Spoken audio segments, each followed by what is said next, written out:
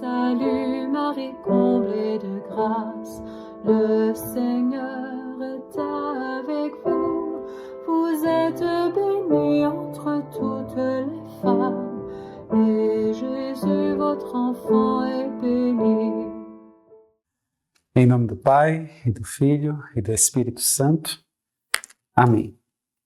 Bem, meus irmãos, mais uma vez estamos aqui hoje para continuar meditando, falando, refletindo mesmo, estudando acerca do credo, da profissão de fé, da nossa profissão de fé, daquilo que professamos na nossa fé. Hoje, você já pode tomar o seu catecismo da Igreja Católica a partir do número 781, em que nós vamos continuar falando acerca da Igreja, né? Estamos justamente no artigo que fala: creio na Santa Igreja Católica. Nós possamos, inicialmente, pedir mesmo a moção, a unção do Espírito Santo para que nós possamos efetivamente estarmos de coração aberto mesmo para acolhermos aquilo que o Catecismo vai nos ensinar, aquilo que nós estamos meditando. É necessário que meditemos esta perspectiva relacionada à Igreja com fé católica. É preciso que compreendamos isto.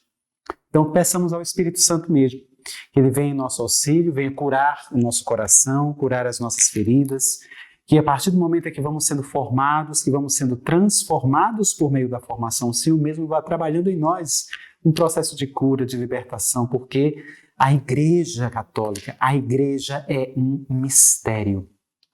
E que nós possamos perceber isso. O Concílio Vaticano II vem a atestar isso. A Igreja é um mistério. E hoje nós vamos compreender um pouco a respeito disto. Possamos, de fato, buscar esta inspiração do alto, buscar esta inspiração do Espírito Santo de Deus para que Ele venha em nosso auxílio, em nosso socorro, para que Ele venha realmente nos iluminar o coração, iluminar a nossa mente e o nosso espírito, para que possamos, de forma bastante proveitosa, compreendermos todas essas realidades relacionadas à Santa Igreja Católica. Vinde, Espírito Santo, enchei os corações dos vossos fiéis e acendei neles o fogo do vosso amor. Enviai, Senhor, o vosso Espírito, e tudo será criado, e renovareis a face da terra. Oremos. Ó Deus, que instruíste os corações dos vossos fiéis com a luz do Espírito Santo, fazei que apreciemos retamente todas as coisas segundo o mesmo Espírito e gozemos sempre de sua consolação. Por Cristo, Senhor nosso. Amém. Nossa Senhora, sede da sabedoria, rogai por nós. Continuamos reunidos em nome do Pai, e do Filho, e do Espírito Santo. Amém. Muito bem, meus irmãos, hoje nós continuamos a falar um pouco acerca da Santa Igreja Católica. Nós percebemos que já mencionamos desde a aula passada, já havíamos falado justamente iniciando o artigo 9, né? Nós podemos observar, que nós podemos compreender mesmo esta realidade do creio na Santa Igreja Católica. Nós estamos justamente nesta parte, nesta fase do credo, se assim bem pudermos perceber. Nós vamos notar justamente esta abordagem que falamos sobre a Igreja enquanto desígnio de Deus. Conversamos aqui um pouco acerca das denominações, das imagens que a Igreja muitas vezes apresenta, né? Toda aquela realidade simbólica, os símbolos da Igreja. Nós falamos sobre toda esta realidade quando observamos isso na aula passada. Também observamos a realidade da origem, da fundação, da missão da Igreja. Falamos um pouco a respeito da Igreja que foi fundada sobre a rocha, né? Nós observamos toda aquela realidade que o Senhor mesmo delegou a Pedro, né? Tu és pedra e sobre esta pedra edificarei a minha igreja. Tu és Pedro e sobre esta pedra edificarei a minha igreja. As portas do inferno não prevalecerão contra ela. Isso é muito importante. Palavra do Senhor, palavra da salvação. As portas do inferno não prevalecerão contra a igreja. Ela vive sendo, de fato, perseguida e é da própria estrutura, da natureza da igreja ser perseguida. Você vê isso desde os primórdios da igreja mesmo, né? Desde a época dos apóstolos e logo em seguida a realidade dos mártires, né? Nós evidenciamos toda essa condição. a natureza da igreja, de fato, ser perseguida, né? Logo em seguida, mediante a história, observamos estas perseguições que também se evidenciaram no tempo dos bárbaros, né? Ao longo de toda a história, nós notamos que ela passa por diversas perseguições, diversas realidades, mesmo como que a barca, né? Digamos assim, está em alto mar e há uma tempestade muito grande ao longo da história. Nós percebemos, mas esta barca sempre permaneceu firme, né? Ela nunca afundou. Bento XVI, por ocasião do seu processo de renúncia, né? Logo após ele ter anunciado ao mundo a sua renúncia, em uma audiência geral que ele realizou na Basílica de São Pedro, ele disse justamente isso: dá às vezes a impressão de que o Senhor está na barca dormindo, como o Senhor estava no Evangelho.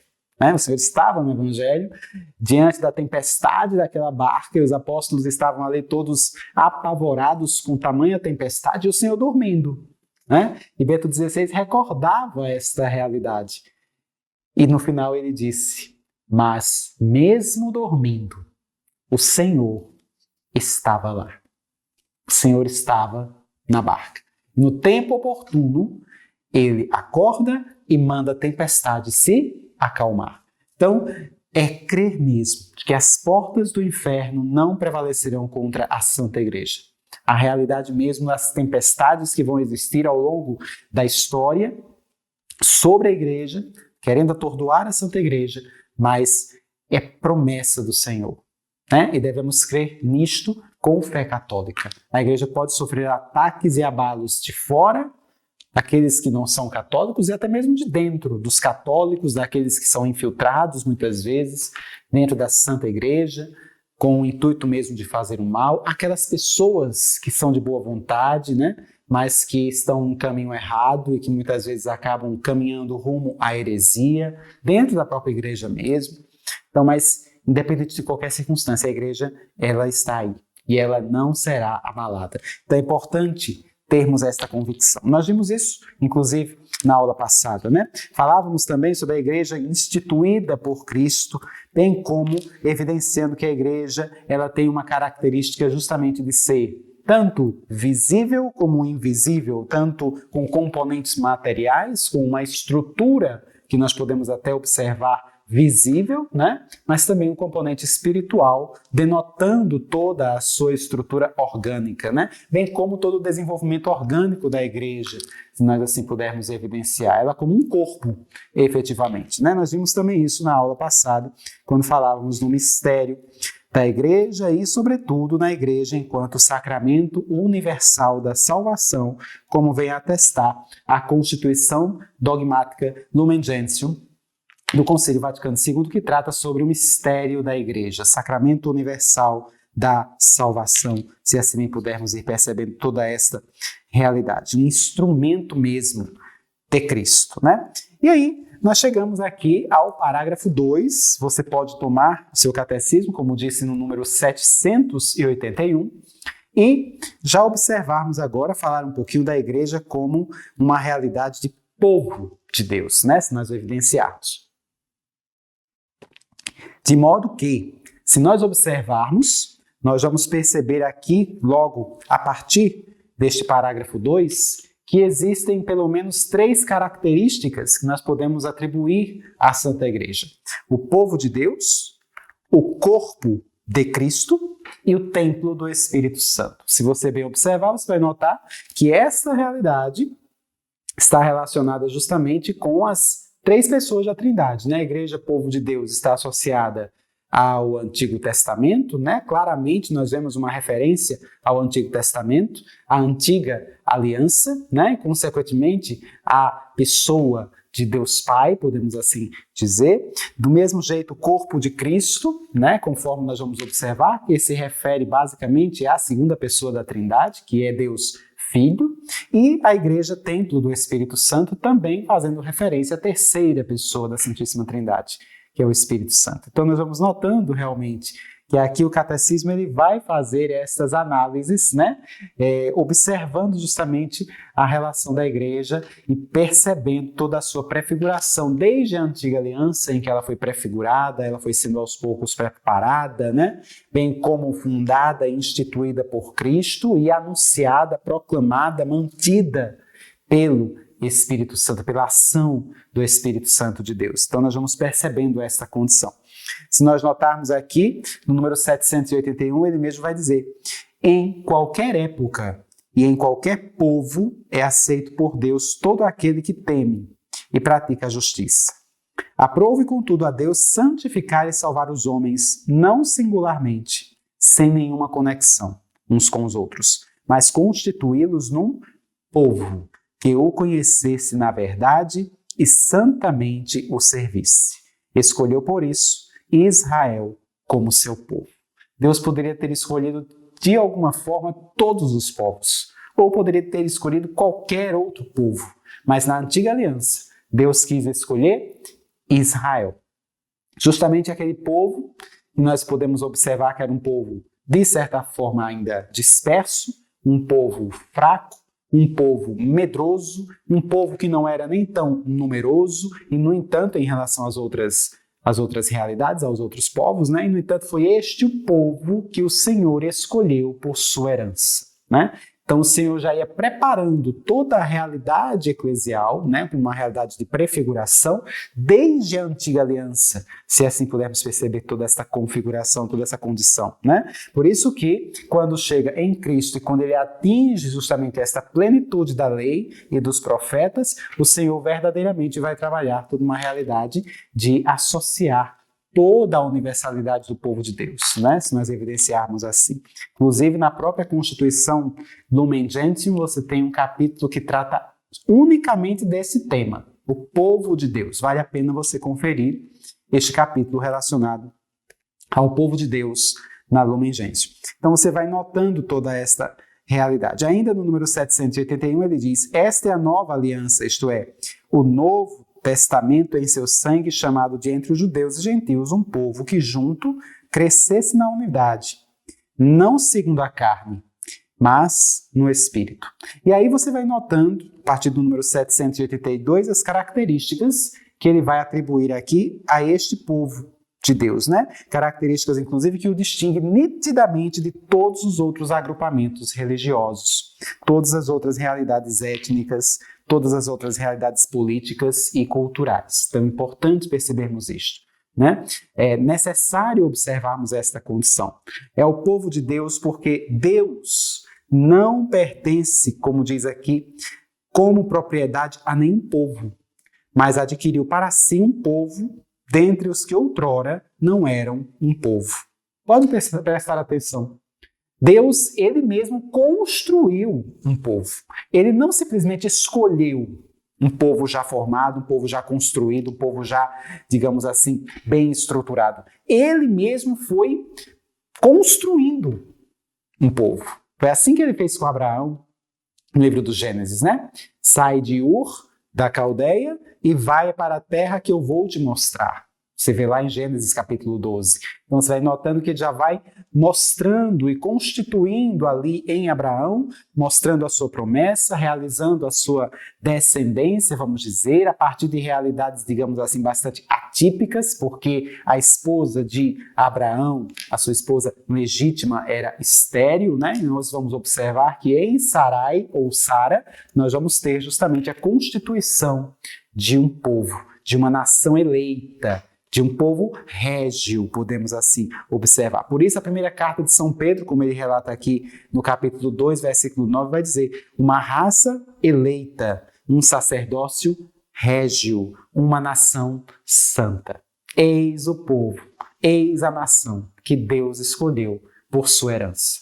Então, nós podemos notar esta condição. Da mesma forma, ele vai dizer que a pessoa torna-se membro deste povo não pelo nascimento físico simplesmente, mas pelo nascimento do alto, pela realidade da água e do Espírito, pela fé em Cristo, pelo batismo, né? Este povo agora na nova aliança já não vai apenas apresentar uma realidade de nascimento, como observávamos na antiga aliança. Agora, este povo irá fazer parte desta condição a partir da fé no batismo, né? A realidade do santo batismo, a realidade do nascer de novo, do nascer da água e do Espírito. Nós vamos percebendo que a igreja agora vai ganhando uma nova continuidade, uma nova conotação na nova aliança do sangue de Cristo. Nós também vamos perceber que esta igreja, esse povo de Deus tem um chefe, se nós assim pudermos observar, e prefiguramos esses chefes em vários momentos ali do Antigo Testamento. Nós vamos observar a figura de Jacó, vamos observar a figura de Moisés, vamos evidenciar a figura de Saul, né? Que depois, mediante toda a realidade em que ele acabou se encontrando, foi substituído por Davi, podemos assim dizer. Davi, que é justamente o rei que viria a gerir toda aquela nação, mas a Escritura não estava falando deste Davi, estava falando daquele que seria a descendência de Davi, que era o próprio Cristo, e que seria o chefe efetivo deste povo, né? A cabeça, vamos dizer assim, o ungido, se assim pudermos perceber, dentro desta Constituição, consumando, configurando, levando mesmo à plenitude esta realidade voltada para o Cristo cabeça, né? O chefe da igreja, vamos dizer assim, a realidade do ungido, do Messias, né? Que nós podemos notar toda esta constituição. Do mesmo jeito, a condição mesmo deste povo, que seria um povo com dignidade, né? Dignidade de um povo eleito, dignidade de uma raça eleita, se assim bem pudermos observar, que iria fazer parte justamente, vamos dizer assim, dos membros deste corpo, se assim bem pudermos perceber. E ele vai mostrando aí justamente a realidade da sua lei, a configuração do novo mandamento de amar, digamos assim, o próximo como Cristo mesmo nos amou. Amai-vos uns aos outros como Cristo nos amou. Podemos assim observar este novo mandamento em que este povo precisaria realmente fazer a experiência mesmo do amor mútuo, né? Da busca mesmo por viver uma vida também reconciliada dentro desse processo. A realidade da missão deste povo, que seria ser justamente sal da terra, luz do mundo. Nós podemos perceber toda esta realidade e tudo isto para que pudesse alcançar a realidade do reino de Deus. Eis a meta, né? Eis o nosso propósito. E para isto que fomos criados. Até mesmo toda a realidade da própria igreja, né? Quando Deus, diante da criação, fez todas as coisas, ele criou todas as coisas tendo em vista a igreja, né? Ele pensou a igreja e, consequentemente, criou todas as coisas, tendo em vista a igreja. Ele não criou tudo e depois, em um segundo momento, pensou em criar a sua igreja. Desde a criação, esta igreja já estava no coração de Deus e por causa da igreja houve a criação. O Senhor pensou a igreja e aí sim criou todas as coisas, né? Para que nós pudéssemos nos tornar, vamos dizer assim, membros, participantes do seu corpo místico na eternidade. Nós podemos perceber toda esta condição e tudo será consumado, se nós observarmos pelo próprio Deus, como diz o próprio catecismo. Então você nota mesmo, a partir do número 783, que esta igreja, enquanto povo de Deus, se corresponde a um povo sacerdotal, um povo profético, um povo régio. Somos chamados a ser sacerdotes, profetas e reis, né? Eis o nosso propósito. Somos chamados e é necessário que você tome posse disso, porque é verdade de fé. Está no catecismo da Igreja Católica. Nós também podemos observar isso nos diversos catecismos da Igreja ao longo dos séculos, né? E neste catecismo agora, somos chamados a ser sacerdotes, profetas e reis, como nós observamos a partir do número 783. Ele vai dizer: Jesus Cristo é aquele que o Pai ungiu com o Espírito Santo e que constitui o sacerdote, profeta e rei. O povo de Deus inteiro participa dessas três funções de Cristo e assume as responsabilidades de missão e de serviço que daí decorrem. É importante observarmos esta condição. Quando falamos assim que todo o povo assume a condição, todo o povo de Deus assume a condição de sacerdotes, evidentemente não estamos falando do sacerdócio ministerial, que é o sacerdócio que nós observamos ali, para a realidade daqueles que são os clérigos, vamos dizer assim, né? Os padres, por exemplo, os bispos, né? Que apresentam um sacerdote ministerial. Nós estamos falando de uma classe, digamos assim, sacerdotal, um sacerdócio comum que o Concílio Vaticano II vai chamar, inclusive, de sacerdócio comum dos fiéis, né? Ele vai se referir justamente a esta condição. Ele vai falar do sacerdócio ministerial, aquele que é obtido mediante o sacramento da ordem, né? A ordem presbiteral, a ordem episcopal, né? Sacerdócio ministerial, mas aqui também o concílio vai falar do sacerdócio comum dos fiéis, que nós também podemos evidenciar mediante o sacramento do batismo. Então nós notamos aqui no número 784, ele vai dizer: ao entrar no povo de Deus pela fé e pelo batismo, recebe-se participação na vocação única deste povo em sua vocação sacerdotal. Cristo, Senhor, pontífice tomado dentre os homens, fez do novo povo um reino de sacerdotes para Deus Pai. Pois os batizados pela regeneração e pela unção do Espírito Santo são consagrados para ser uma morada espiritual e um sacerdócio santo. Que maravilha! Podemos notar esta configuração. Do mesmo jeito, nós somos chamados a ser profetas, né? Aquilo que nós percebemos no número 785. O profeta não é aquele simplesmente que visa vislumbrar realidades futuras, né? Como muitas vezes observamos até mesmo na sociedade atual, as pessoas valorizando o profetismo dentro desta perspectiva de anunciar realidades futuras, de observar até mesmo com um aspecto um tanto quanto até de gnose, se nós observarmos aí, até mesmo como uma finalidade de se autopromover. Mas o profetismo, a realidade de ser um profeta de Cristo, uma ação profética de Cristo está muito mais relacionada com o caráter mesmo de testemunhar o Senhor, com o caráter de denunciar aquilo que está errado, com o caráter de anunciar aquilo que é a verdade. Isto é o profetismo. Isto é a condição de evidenciarmos esta formação, né? Como ele mesmo vai dizer aqui, o povo santo participa da função profética de Cristo.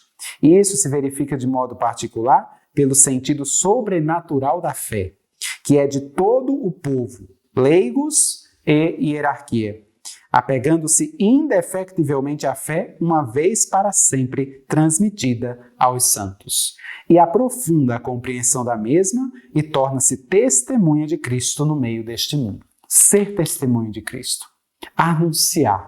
Não ter vergonha de Jesus.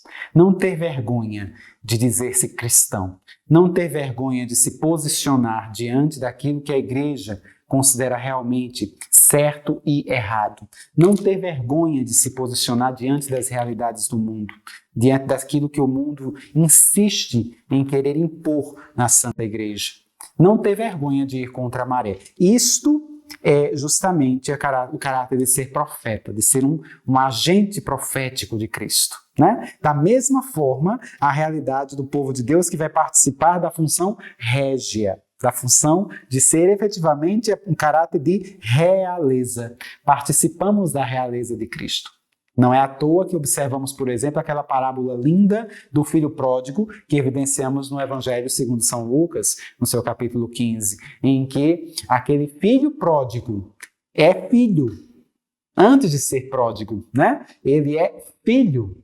E na casa de seu pai ele podia comer do bom e do melhor. Tinha empregados para servir. E, no entanto, como filho, por vezes, ele acabava indo e necessitando, até mesmo para sobreviver, da lavagem dos porcos. Então você nota que muitas vezes é isso que acontece com o filho, né? Muitas vezes é isso que acontece conosco. Somos reis, somos filhos do rei. E por consequência, essa realidade régia, essa realidade de ser rei, nos alcança e, no entanto, por vezes, continuamos ainda a depender da lavagem dos porcos. É necessário realmente assumir e tomar posse daquilo para qual foi criado, né? Aquilo que Santo Agostinho mesmo vai dizer: torna-te aquilo que és, o que tu és, né? Muitas vezes você não se comporta como aquilo que de fato você é. Você é profeta, você é sacerdote, você é rei. Então você observa essa condição que ele vai evidenciar aqui dentro desse processo. E ainda mais, o reinado, o ser rei, o caráter de ser rei, está muito relacionado à realidade de você servir. Não é no sentido de estar acima, mas no sentido de estar a serviço. É o que ele vai colocar aqui dentro do número 786, em que nós podemos notar, inclusive, também a realidade de falar acerca de imitarmos justamente o fundador da Santa Igreja, que é o próprio Cristo, né? E pobre e sofredor, conforme nós observamos aí no número 786. Se você notar aí, o povo de Deus realiza sua dignidade régia, vivendo em conformidade com esta vocação de servir com Cristo, né? E você vê, inclusive, aí uma belíssima alocução, se assim bem pudermos observar, de São Leão Magno, essa nota aí em menor escala que podemos observar, atribuída a São Leão Magno, Papa, né?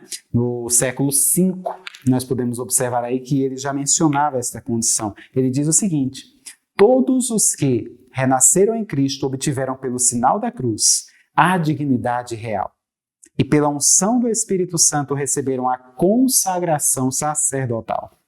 Por isso, não obstante o serviço especial do nosso ministério, todos os cristãos foram revestidos de um carisma espiritual que os torna membros desta família de reis e deste povo de sacerdotes. Não será, na verdade, função régia o fato de uma alma submetida a Deus governar seu corpo? E não será função sacerdotal consagrar ao Senhor uma consciência pura e oferecer no altar do coração a hóstia imaculada de nossa piedade? Veja o que São Leão Magno vai falar aqui, e é realmente uma verdadeira aula, podemos assim dizer, podemos observar de um tratado espiritual mesmo, né? Observa quando ele diz aqui a respeito desta alma que precisa governar o seu corpo. E, no entanto, diante das nossas diversas realidades, né, por vezes é o corpo que acaba submetendo a alma e você acaba se deleitando em diversas paixões.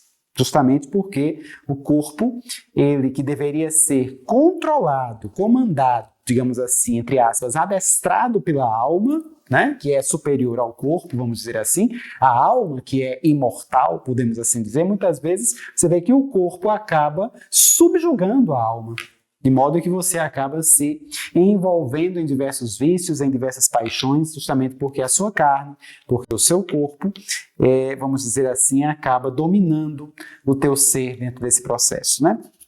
E aí você nota o que São Leão Magno aqui está falando. Você foi criado para ser rei, você foi criado para a realidade régia, para uma realidade em que você experimenta uma realeza.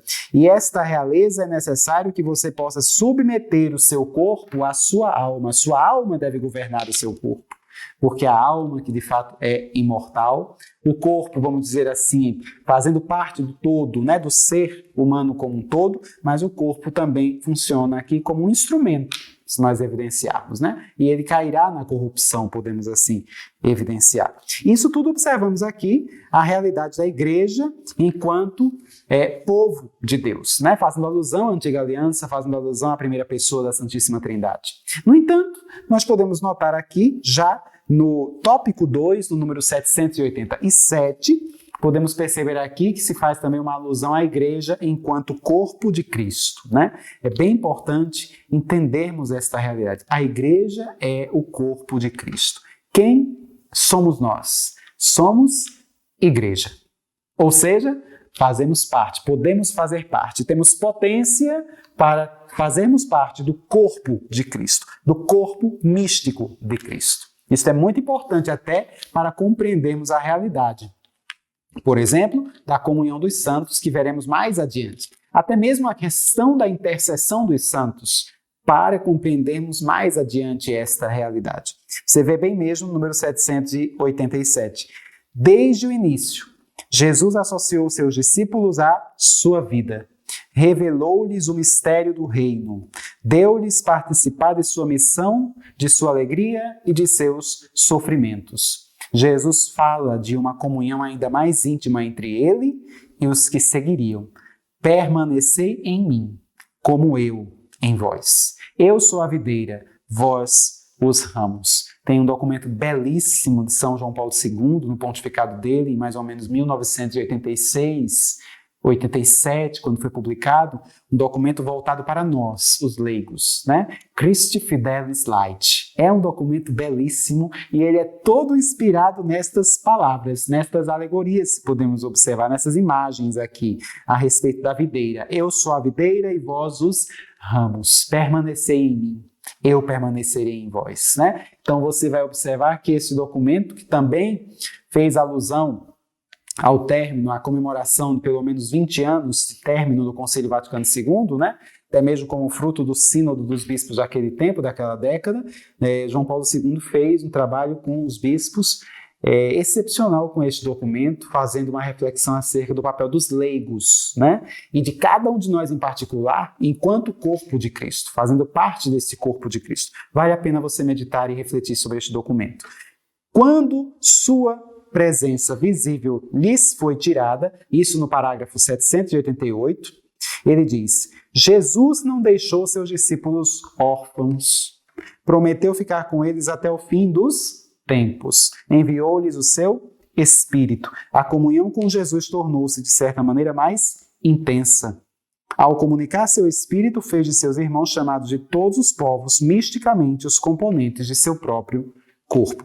Nós vamos perceber aqui, inclusive, esta realidade em que podemos notar até mesmo quando Saulo, isto você observa nos Atos dos Apóstolos, né, meados ali do capítulo 9, você vai perceber que Saulo, quando está a caminho de Damasco para perseguir e matar os primeiros cristãos que estavam ali vivenciando a sua fé, né? E por causa disso estavam sendo perseguidos. Nós vamos perceber, inclusive, que Estevão, né, foi um dos primeiros cristãos mártires, inclusive, da igreja. Inclusive, tiveram Saulo ali como testemunha daquele martírio. Saulo, inclusive, apoiou o martírio de Estevão, né? E naquele momento em que Saulo estava partindo para Damasco, ele, como bom judeu, estava ali bastante devoto à sua religião, a caminho de Damasco. Ele tem aquela experiência com o nosso Senhor. Nosso Senhor aparece para ele e ele diz: Saulo, Saulo,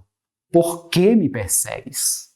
Ora, Nosso Senhor já tinha subido aos céus, Nosso Senhor já estava na glória, no seu corpo glorificado, já tinha, vamos dizer assim, perpassado o céu, a glória celeste. No entanto, aparece para Saulo, dizendo: Saulo, Saulo, por que me persegues? Jesus não estava sendo perseguido diretamente ali por Saulo. Quem estavam sendo perseguidos eram aqueles que seguiam Jesus, eram os cristãos. E, no entanto, Jesus se refere a Saulo com esses termos: por que me persegues? Ele perseguiu os cristãos como se estivesse perseguindo o próprio Cristo. Era como se o próprio Cristo estivesse sendo perseguido nos cristãos. A igreja é justamente isso, queridos irmãos. A igreja é justamente essa realidade em que Cristo está vivendo nos seus santos. É a encarnação, a continuidade da encarnação do Verbo. A continuação histórica da encarnação do Verbo. É importante observarmos esta realidade, porque Cristo continua sofrendo, continua padecendo, continua vivenciando curas aqui, milagres nos seus santos, nos cristãos. Por isso essa palavra: por que me persegues? Quando na verdade estava perseguindo os cristãos, na verdade estava sendo perseguido o próprio Cristo ali por Saulo, que trabalhou inclusive a conversão de Saulo, né? Que depois seria chamado Paulo, né? O grande São Paulo, o evangelizador dos gentios, né? Se nós observarmos esta condição. Por isso, o número 789 ainda vai se referir à comparação da igreja com o corpo, projeta uma luz sobre os laços íntimos entre a igreja e Cristo. Ela não é somente congregada em torno dele, é unificada nele, em seu corpo. Cabe destacar mais especificamente 3 aspectos da igreja, corpo de Cristo. A unidade de todos os membros entre si por sua união com Cristo. Todos os membros da igreja estão unidos entre si por causa da sua união com Cristo. Isto é maravilhoso percebermos.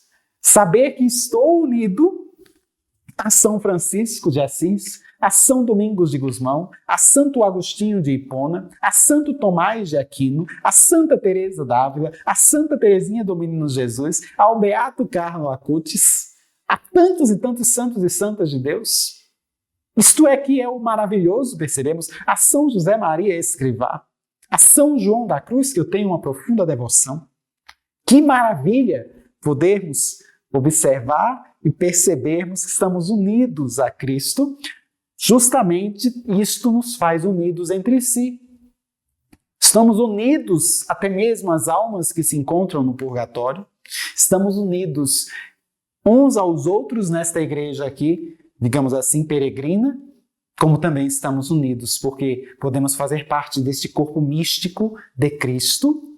Estamos unidos aos santos. Aqueles que experimentaram também aqui na Terra esta experiência de fé católica. Então você nota a unidade de todos os membros entre si por sua união com Cristo. Da mesma forma, Cristo, cabeça do corpo. Cristo é a cabeça e nós somos os membros. E a igreja em si, enquanto esposa de Cristo. Ela é a esposa. Quem é a igreja? Mais uma vez, somos nós. A igreja é esposa de Cristo. Então somos convidados a termos exatamente, irmãos, esta união esponsal com Cristo. Seremos uma só carne com Cristo. Olha só que interessante, aquilo que o Gênesis vai falar em Adão e Eva, sereis uma só carne. Aquilo que observamos no livro do Apocalipse, que também vai finalizar-se com um casamento, as núpcias do Cordeiro, que chama, que manda, que pede para que a esposa venha ao seu encontro, e a esposa também busca o seu amado, o seu esposo. Maranatá, vem, Senhor Jesus, para vivenciar as suas núpcias, para vivenciar este grande encontro, para vivenciar esta grande união, esta união esponsal. Quem é esta esposa? A igreja. Note bem, meu irmão, nós somos chamados a obtermos do Senhor uma união esponsal. Por isso, o sacramento do matrimônio é tão importante na vida da igreja, porque a união dos esposos é justamente essa condição que nos remete à união de Cristo com sua esposa, que é a igreja, e que somos todos nós. E a união entre os esposos ali, o homem e a mulher, prefigura justamente a nossa união eterna com o eterno esposo. Casamento espiritual com o Senhor. Então você nota que tudo tem em ver, tudo tem sentido. O corpo de Cristo, o corpo místico de Cristo, sereis uma só carne, Cristo cabeça, nós os membros. Entende? A igreja como seus membros, nós notamos toda esta realidade do único corpo de Cristo, chamado corpo místico de Cristo. É o que nós observamos a partir do número 790. Um só corpo. Os crentes que respondem à palavra de Deus e se tornam membros do corpo de Cristo, ficam estreitamente unidos a Cristo. Neste corpo, a vida de Cristo se difunde por meio dos crentes, que os sacramentos, de forma misteriosa e real, unem a Cristo sofredor e glorificado. Isto é particularmente verdadeiro com relação ao batismo, pelo qual somos unidos à morte e à ressurreição de Cristo. E com relação à Eucaristia, pela qual, participando realmente do corpo de Cristo, somos elevados à comunhão com Ele entre nós. Por isso a necessidade de estarmos em estado de graça diante da comunhão da Eucaristia. Da mesma forma, nós vamos percebendo toda essa realidade da diversidade dos membros, se assim notarmos, né? Os membros são diversos. Aquilo que observamos, os diversos talentos, os diversos dons, que São Paulo também vai falar na sua primeira carta aos Coríntios, e vai se referir aos talentos, aos dons espirituais, cada qual com os seus respectivos dons. Ou seja, existe uma diversidade nos membros desta igreja, conforme nós podemos notar no número 791. Você percebe toda esta constituição e alusão, fazendo valer inclusive a unidade do corpo místico de Cristo, que produz e estimula os fiéis à caridade. Por isso, se um membro sofre, todos os membros padecem com ele. Ou se um membro é honrado, todos os membros se regozijam com ele. É por isso que a igreja, ela mesmo diante das feridas, dos pecados dos seus filhos, vamos dizer assim, e nós vamos tratar disso mais adiante, a igreja mesmo diante desta realidade, mas diante das feridas que a igreja sofre, diante dos abalos que a igreja sofre, ela rapidamente se recupera e sai mais forte, justamente por quê? Por causa do seu corpo que é saudável. Veja a quantidade de santos que existem nesse corpo místico de Cristo. É como se você estivesse fazendo um comparativo com um corpo, você observasse num corpo, diante de uma ferida que você tem no antebraço ou numa coxa, né? Um ferimento que vai precisar ali cicatrizar. E por que cicatriza? Por que houve aquela fratura? Por que quebrou aquele osso? E por que acontece a cicatrização? Por que acontece o processo todo mesmo de reabilitação? Por quê? Porque nós estamos lidando com um corpo que é saudável, né? A saúde do corpo faz com que você acabe se recuperando daquele problema, daquela doença, daquele ferimento, daquela cicatriz. Aquilo cicatriza. Veja agora com relação à própria igreja. A igreja é salutar, é saudável, apresenta uma saúde espiritual tremenda por causa dos seus santos. Todos eles tiveram Cristo como Senhor, que é de onde vem a própria seiva. Permanecei em mim e eu permanecerei em vós. De onde vem a própria seiva? Não é? Então, diante desta realidade, este corpo, mesmo diante dos seus abalos, este corpo místico, ele rapidamente se recupera, porque diante daquela ferida, mas existe ainda um corpo orgânico inteiro que pode perfeitamente curar e sarar aquela ferida espiritual. E daí você pode notar toda essa realidade aqui, quando ele vai dizer justamente esta condição. Se um membro sofre, todos os membros sofrem. Então, se eu estou com este dedo doendo, todo o meu corpo sabe que este dedo está doendo, né? As minhas faculdades mentais, meu nível de consciência percebe que este dedo está doendo. Eis o corpo místico de Cristo. É nessa perspectiva que precisamos compreender a realidade da intercessão dos santos. Quando eu estou sofrendo, fazendo parte do corpo de Cristo, os santos que também fazem parte deste corpo sentem esta dor. Como também podem sentir a minha alegria, podem sentir quando eu me sinto honrado, porque estamos unidos pelo mesmo corpo místico. Claro que nós, aqui nesta vida, nesta terra, nessa realidade peregrina, não atingimos isto em plenitude, né? Vez por outra, cometemos pecado mortal, perdemos esta comunhão, né? Vamos dizer, com o corpo místico de Cristo. Mas os santos, eles já vivem, já gozam desta experiência plena de estar unidos a Cristo plenamente. Então, muito mais eles percebem as nossas dores e as nossas agonias pela própria ação do Espírito Santo sobre eles, pela própria união que eles têm com Cristo. Eles percebem as nossas agonias, percebem as nossas dores e daí são motivados a interceder por nós. Perceba esta perspectiva. Então, você nota esta condição. Muito mais a Virgem Maria, que ela que é imaculada, toda voltada para Deus, toda voltada para o Senhor. Toda voltada para o seu Filho amado. Quanto mais ela, muito mais do que todos os outros santos, podemos notar esta condição. Então você vai percebendo isso aqui no número 791. E se ainda observarmos o número 792, nós notamos aí o Cristo como cabeça, se assim pudermos notar, né? Cristo cabeça, onde nós somos os membros, podemos assim dizer. Você bem pode notar aí a experiência mesmo daquela expressão que eu gosto muito, que o Catecismo vai citar, que é a expressão do formar o Cristo total, né? Cristo total, que é justamente o que vemos aí no número 795, né? Justamente por isso que, diante desta realidade, podemos notar que o Cristo, enquanto cabeça, ele nos une, inclusive, à sua Páscoa. Ele nos une ao seu mistério da sua paixão e morte, da sua ressurreição, aquilo que São Paulo vai dizer aos Colossenses, né? Se morrestes com Cristo, ressuscitaremos com Ele. Se morrermos com Cristo, ressuscitaremos com Ele. Isso que nós evidenciamos no Sagrado Sacramento do Batismo, como também observamos também ao longo da nossa vida. Você percebe toda essa condição. E, consequentemente, nós notamos um crescimento espiritual, se assim bem pudermos perceber, né? Prover justamente o nosso crescimento, como diz o número 794. toda esta realidade que faz nos crescer em direção a Ele, que é a nossa cabeça. Perceba toda esta alusão. Mas para isto é preciso que busquemos caminhar, busquemos progredir, digamos assim. De glória em glória, podemos notar. Possamos fazer este progresso, de glória em glória. Cristo, justamente, juntamente com a igreja, faz a expressão aí que ele vai dizer do Cristo total. Christus totus, né? Se nós assim pudermos notar, como diz o catecismo. A igreja é una com Cristo. Os santos têm uma consciência bem viva desta unidade. Por isso que você nota aí algumas alocuções, a partir do número mesmo 795, algumas expressões de alguns santos, se assim pudermos notar. Você mesmo vê aí Santo Agostinho, que vai falar logo nesta primeira citação, que nós vemos aí no número 795.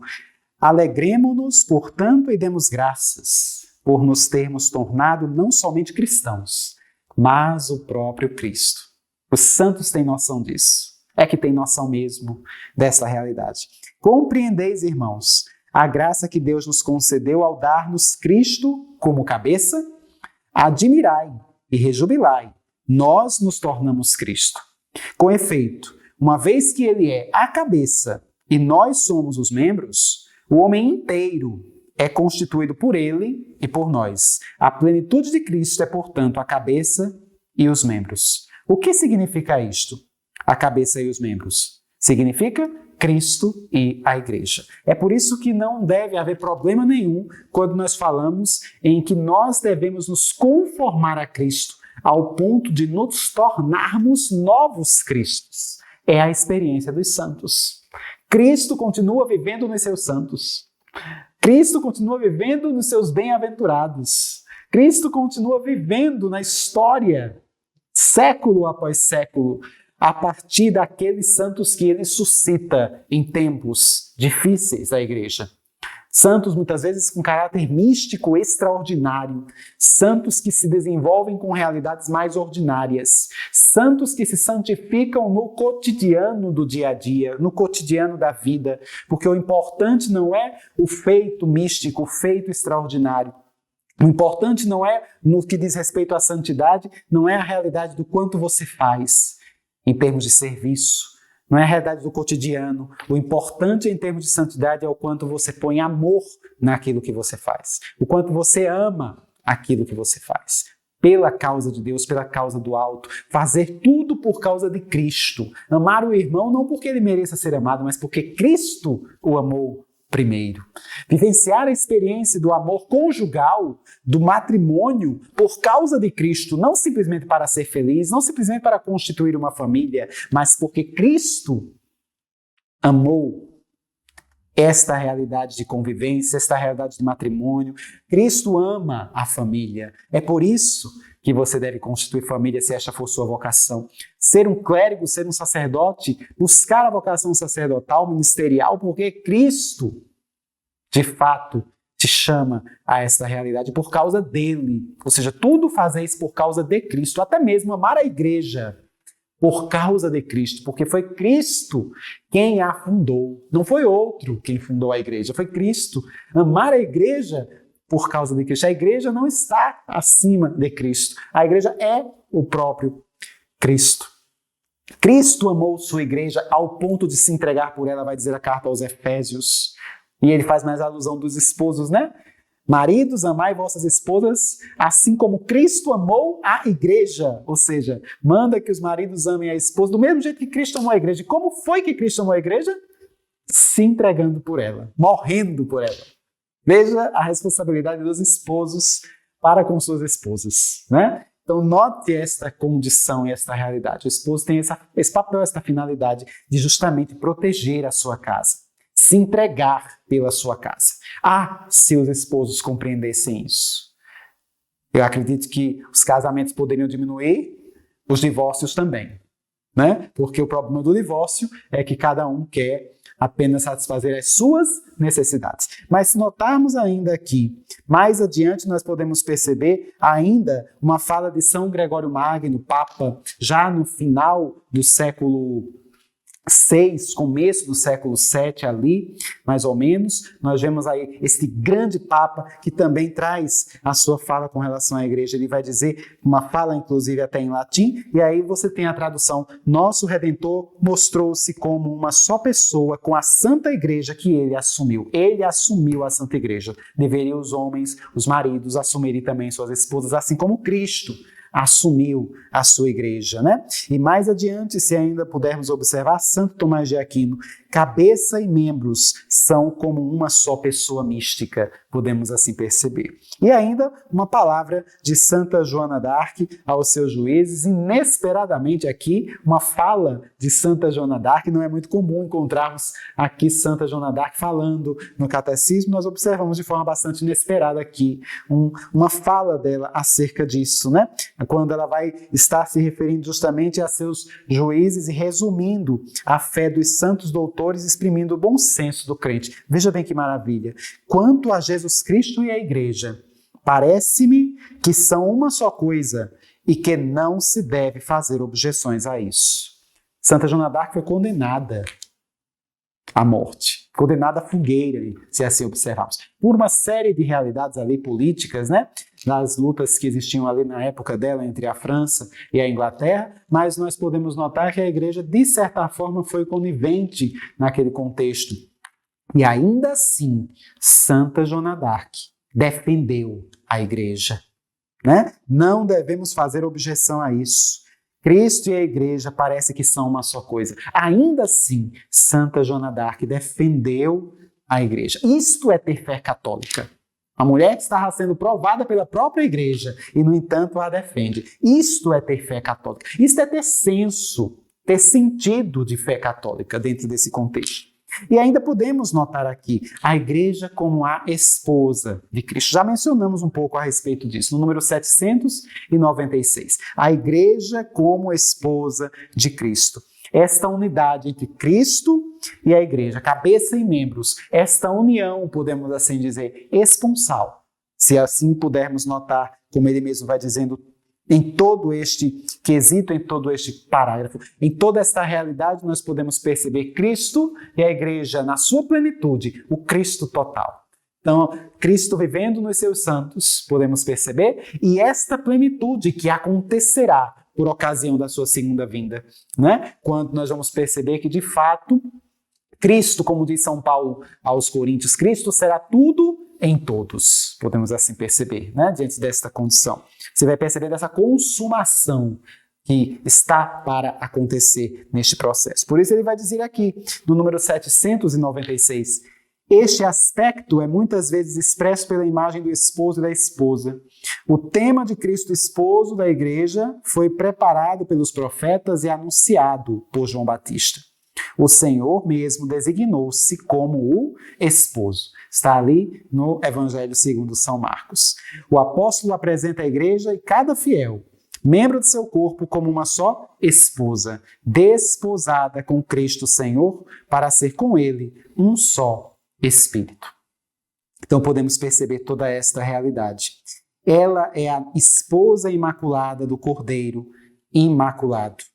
Podemos notar toda esta abordagem, né, meu irmão? Então, diante disso, ainda esta citação, se nós notarmos aí no número 796, atribuída também a Santo Agostinho, você pode notar aí essa citação em que ele vai tratar justamente de Cristo como sendo aquele que se entrega por esta esposa, né? Eis o Cristo total, cabeça e corpo, um só formado por muitos. Seja a cabeça a falar, seja os membros, é sempre Cristo quem fala. Fala desempenhando o papel da cabeça, fala desempenhando o papel do corpo. Conforme o que está escrito, serão dois em uma só carne. Eis um grande mistério. Refiro-me a Cristo e à igreja. Está lá em Efésios. Note bem como nós iniciamos esta formação hoje. A igreja é um mistério. Então você percebe esta realidade. Diante disso, como simplesmente utilizarmos a nossa mente tão limitada para tratar da igreja como se fosse apenas uma realidade temporal, como se fosse apenas a realidade hierárquica e a realidade dos leigos visíveis. A igreja, meu querido irmão, é muito mais invisível do que visível, se nós observarmos. É a igreja dos sacramentos, é a igreja dos papas, é a igreja dos mártires, é a igreja apostólica, é a igreja dos apóstolos. É a igreja em que nós podemos observar que caminha rumo a Jerusalém Celeste, podemos assim dizer, para se unir a esta igreja que já está no céu, em adoração a Deus, permanentemente, eternamente, perpetuamente, triunfante. Unida à igreja, padecente no purgatório, essa igreja que ainda se purifica para poder estar unida na igreja triunfante, conosco também, igreja peregrina. Ou seja, você nota que a igreja é muito mais invisível do que visível. Não é à toa que São João Paulo II, logo no início da década de 80, ele escreve uma encíclica belíssima, é outra encíclica que eu li. Indico e vivamente eu recomendo que você possa ler. Na internet é fácil você adquirir, você conseguir esta encíclica, né? A igreja vive da Eucaristia, se assim pudermos perceber. A igreja vive da Eucaristia, se observarmos esta condição. Note o quanto a igreja tem um caráter espiritual profundo, né? Ecclesia de Eucaristia, podemos observar esta encíclica. Vale a pena você meditar esse tremendo mistério, né? E aí mais, ele ainda vai falar, Santo Agostinho ainda vai dizer, né? Como vistes, há de fato duas pessoas diferentes e todavia elas constituem uma só coisa no amplexo conjugal. Na qualidade de cabeça, ele se diz esposo. Na qualidade de corpo, ele se diz esposa. É como se fosse Cristo uma única realidade, esposo e esposa, união esponsal. É por isso que nós falamos nesta realidade de nos tornarmos novos Cristos, onde a maternidade espiritual de Nossa Senhora, em que nós somos gestados, especialmente quando reconhecemos Maria como mãe, na sua maternidade espiritual, somos gestados para formarmos novos Cristos, para sermos novos Cristos, para que se consuma aquela palavra na carta aos Coríntios. Cristo será tudo em todos. Então você nota esta condição. E aí, para finalizarmos, nós ainda temos aqui, no número 797, a igreja quanto templo do Espírito Santo. Nós notamos aí já a alusão à terceira pessoa da Santíssima Trindade. Esta realidade que nós evidenciamos desde Pentecostes, né? Esta igreja que é depositária, vamos dizer assim, do próprio Espírito Santo, e que nós percebemos aí neste número 797. O que é o nosso espírito, isto é, a nossa alma, em relação aos nossos membros. Assim é o Espírito Santo em relação aos membros de Cristo, ao corpo de Cristo, que é a igreja. Da mesma forma como a alma, digamos assim, dá vida ao corpo, podemos assim dizer, da mesma forma o Espírito Santo dá vida à igreja, vivifica, digamos assim, a igreja, faz acontecer todas as realidades da vida da igreja. Né? Vai assumindo esta condição, vai guiando a igreja ao longo da história dentro deste processo. É isso que nós percebemos aqui no número 797. A este Espírito de Cristo, em princípio invisível, deve-se atribuir também a união de todas as partes do corpo, tanto entre si como com sua cabeça, pois ele está todo na cabeça, todo no corpo e todo em cada um de seus membros. O Espírito Santo faz da igreja o templo do Deus vivo. É isso que nós podemos perceber em toda esta condição e esta belíssima constituição que nós percebemos aqui, nós já observamos aqui da encíclica Mystici Corporis, né, do Papa Pio XII. Nós notamos que estas alocuções correspondem justamente a esta encíclica, Mystici Corporis. Então você observa esta condição dentro desse processo, esta união do Espírito Santo que anima a igreja, o corpo de Cristo. Perceba esta realidade, o corpo místico de Cristo que é animado pelo seu Espírito, né? Pelo Espírito Santo. Então você nota esta condição. E mais adiante você percebe no número 798 toda a condição do Espírito Santo como sendo o princípio vital de vida mesmo da igreja, aquele que é realmente salutar em cada uma das diversas partes do corpo místico de Cristo. E você nota toda esta união, toda esta unidade que nós já percebemos, principalmente quando fazemos alusão, inclusive, à condição dos sacramentos da iniciação cristã. Você nota mesmo que nos sacramentos da iniciação cristã percebemos toda esta realidade e condição quando nós notamos no número 798, né?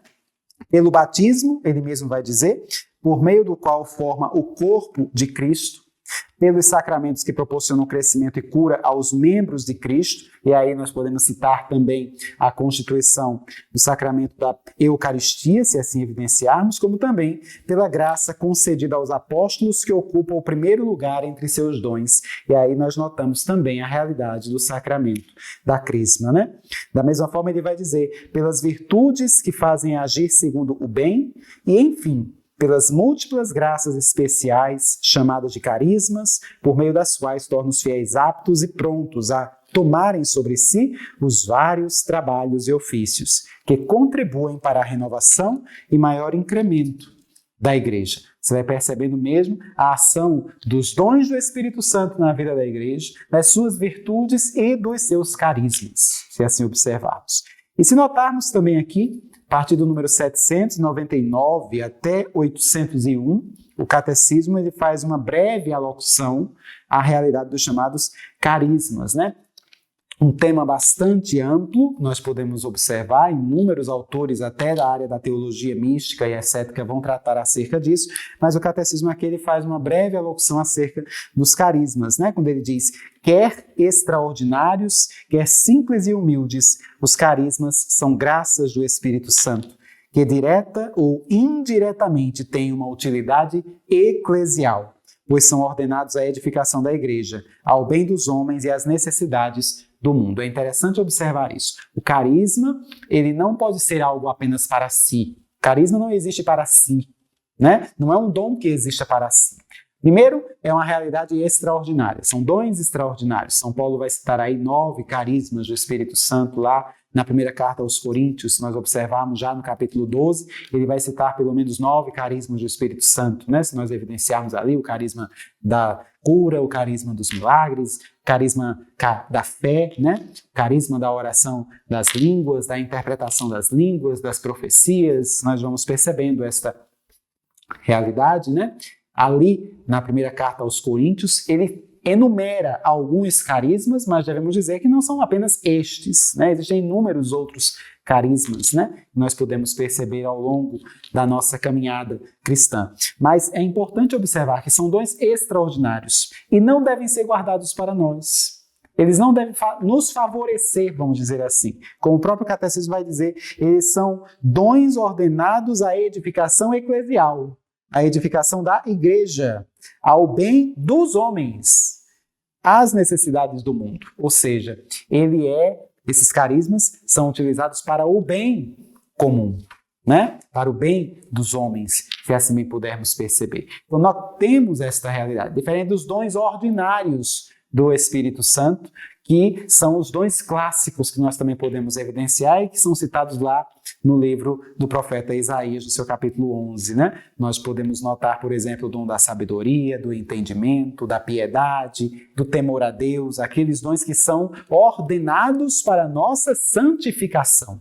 Dom da inteligência, do entendimento, né? São dons ordenados para a nossa santificação e que já estão conosco, são os dons infusos que já estão conosco por ocasião do sacramento do batismo. No sacramento do batismo, esses dons eles já são infusos em nós. Esses outros que são extraordinários, por vezes, são efusos e acontecem quando o Espírito Santo quer, quando o Espírito Santo vê que há uma necessidade para o bem dos outros. Isso é muito importante. É um ato, é um gesto de caridade até, mas para com o próximo, para com o outro. É isso que nós observamos aqui, nestes parágrafos que se referem aos carismas, né? Você vai notar, inclusive, aqui ele diz ainda, os carismas devem ser acolhidos com reconhecimento por aquele que os recebe, mas também por todos os membros da igreja, pois são uma maravilhosa riqueza de graça para a vitalidade apostólica e para a santidade de todo o corpo de Cristo. Ou seja, ele não deve servir de forma egoísta apenas a atender as minhas necessidades, mas deve ser para todo o corpo de Cristo, conforme nós podemos notar aqui no Catecismo da Igreja, também no número 801, se assim bem pudermos perceber, né? A eles em especial cabe não extinguir o espírito, mas provar as coisas e ficar com o que é bom. Isso aqui se referindo aos pastores da igreja, né? Tendo em vista a realidade de que é necessário discernir mesmo, fazer um bom discernimento dos carismas do Espírito Santo. É o que ele vai colocando aqui, toda esta realidade, e aí você vê a palavra de Coríntios, a primeira carta aos Coríntios, capítulo 12, versículo 7, né? Todos os carismas cooperem em sua diversidade e complementaridade para o bem comum. Perceba esta condição. Muito bem. Aí nós temos o número 802, né, até o número 810, que é justamente o resumo de tudo aquilo que nós meditamos, que nós partilhamos ao longo desta caminhada, desta formação. Cabe aí você também a revisar, vamos dizer assim, né, esses resumos que o Catecismo promove aqui, resumindo, né, são justamente para que possamos fazer também uma rápida revisão de tudo aquilo que nós meditamos e falamos ao longo desta aula. E vale a pena você conferir também esses resumos até o número 810, que vai tratar destas realidades que vimos hoje. A igreja enquanto povo de Deus, enquanto corpo de Cristo, enquanto templo do Espírito Santo.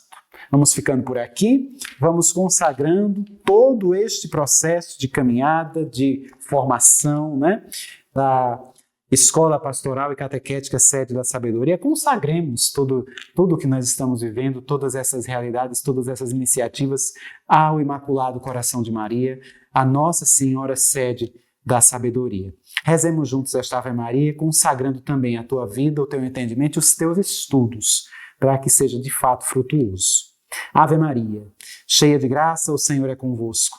Bendita sois vós entre as mulheres e bendito é o fruto do vosso ventre, Jesus.